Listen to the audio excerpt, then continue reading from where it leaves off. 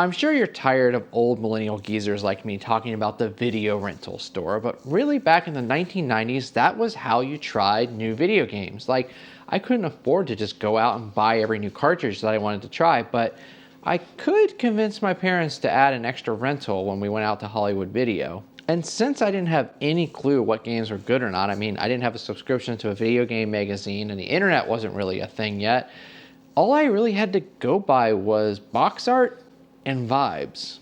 But if vibes were all I had to go by and box art, why the fuck did I rent Boogerman so much? Yeah, young Dan rented Boogerman multiple times. Like, I remember playing this game quite a bit as a kid, and I have no idea why I kept renting it. I never bought Boogerman. I actually got this copy relatively recently. This was a rental only, and I know I rented it many times, so why did I keep coming back to Boogerman? Like, was it actually good? So 30 years after Boogerman came out, I decided to go stick my finger in whatever disgusting crevice this game's been hiding in and see if there's something to this game or not. So let's dive into this pulsating mass of let's just get into it. Let's address the vomit-covered elephant in the room first. This game is so fucking gross. I mean, I guess I thought it was funny when I was a kid. I mean, I thought it was funny enough to rent it. But man, 2025 me really struggles with just how disgusting this game is. I mean, the level of scatological humor on display here would make the angry video game nerd blush. Boogerman is going to attack by farting, picking his nose, and flicking boogers, pooing fire, and spitting. I mean, he literally claws through piles of whatever this is. I mean, it's poop, isn't it? That's pile of crap. And the sounds, the sound effects are truly something else. I mean, even the toilet sound is gross. Listen to this.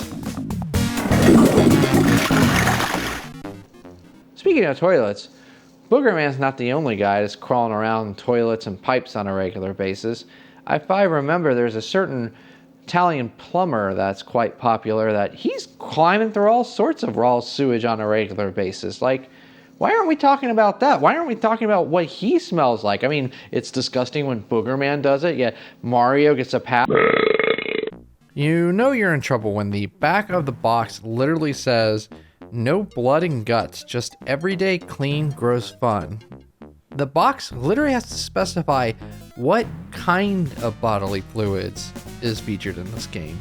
So let's talk about the art and design of Boogerman. Because it's kind of a weird contradiction, Boogerman is simultaneously an awful looking game and a really good one. And I'm not talking about all the gross stuff. I'm talking about the actual art style, because the character models are all lushly animated and they're really funny.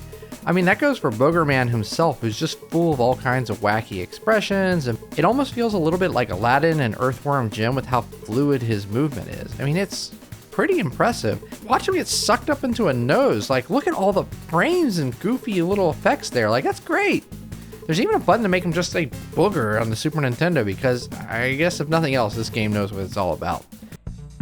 Booger! Booger! And the enemies are just as well realized as Boogerman himself. Like, I love these little guys. The little goblin dudes are always up to different things on different levels. I mean, they're mining, riding each other like horses, and you'll even spot some of them just kind of clumsily falling over out of the corner of your eye. Like, these guys are great. Honestly, looking at the goblins and the other bad guys, like, that's the highlight of the game for me. Like, they kept me going. Meanwhile, the environments, it's not quite as good. I mean, there are some fun touches here and there, but by and large, they're pretty simplistic, and there's nothing too exciting to look at here. They're gross. I mean, there's lots of goo and pus and boogers hanging off everything, but levels are really underserved just by how repetitive they are. Like, you're gonna play the same exact level with the same assets and mostly the same layout at least 3 to 4 times. I will say here that the Genesis version of this game is a lot better than the Super Nintendo. I mean, in a lot of ways, they look exactly the same, but the Genesis version does have more enemy types. There are more sound effects, and the music is way better. I mean, like, the music is nothing too exciting. It's clearly goofy, but the Super Nintendo version seems to be missing instruments, and it's way more repetitive. The Genesis with its FM synths is just the way to go. So there's really no reason to pick up the Super Nintendo version of the game over the Genesis one. So aside from all the gross stuff, how is the actual platforming? Well, Boogerman himself actually moves pretty well in addition to being animated really nicely. Jumps feel surprisingly good. The camera doesn't always quite keep up, so you're going to be making some blind leaps, but thankfully this is a game that doesn't really depend on bottomless pits everywhere, so you kind of can just jump into the blue. But it is a pretty hard game. I mean, the levels are easy enough to manage, but it's so hard to get an extra life. Like, there are power-ups everywhere, and there's health everywhere, but you cannot get an extra life unless you get enough plungers to get the extra life at the end of the stage. There's like no equivalent to coins or rings or anything like that, so you don't just accumulate lives as you go through the levels. And the problem is, while the levels are easy, the bosses are not.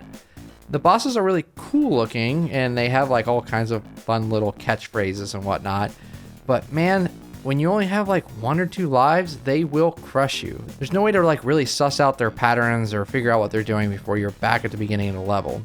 So if you're gonna play this game, I recommend playing it with something that has a rewind function, just to preserve your sanity. I don't think as a kid I ever made it past the first boss for this reason. I think I just ran out of lives whenever I got to it, because also weirdly enough, the first boss is kind of the hardest in the game, including the final boss. So where did this freaking game even come from? Why does Boogerman exist at all? Well, Boogerman was actually developed and published by Interplay. Yeah, that same Interplay who was busy publishing stuff, you know, like, I don't know, Baldur's Gate and Fallout around the same time. Yeah, you know, legendary franchises that continue to this day. Unlike Boogerman. So is Boogerman a forgotten gold nugget stuck in time's nose just waiting to be picked? Well, no, not really. I mean, it's not phoned in. It's not a bad game. You can tell the people who made it really cared about it for some reason. And I liked it as a kid when I was into that kind of scatological humor, I guess. But these days, there's no reason to go back to it unless you're torturing yourself for YouTube. But this is the internet.